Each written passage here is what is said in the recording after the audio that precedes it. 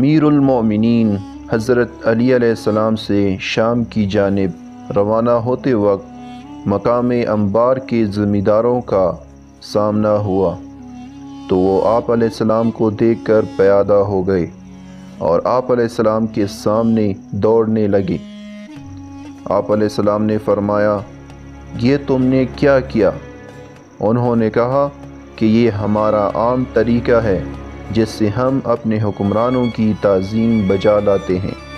آپ علیہ السلام نے فرمایا، خدا کی قسم، اس سے تمہارے حکمرانوں کو کچھ بھی فائدہ نہیں پہنچتا، البتہ تم اس دنیا میں اپنے کو زحمت و مشقت میں ڈالتے ہو اور آخرت میں اس کی وجہ سے بدبختی مول لیتے ہو۔